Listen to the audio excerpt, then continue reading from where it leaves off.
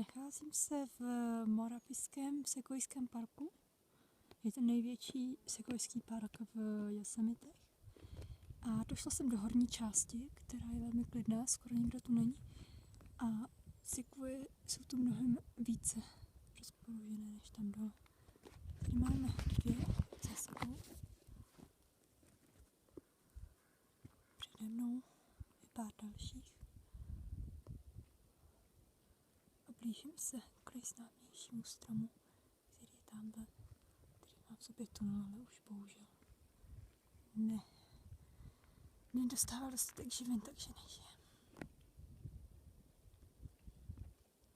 Jsou to krásný skořicový stromy, které jedenkrát za 5 až 20 let je nutné dnes už uměle založit požár, aby měli dostatek živin, vody a také, aby jejich semena rozpukla.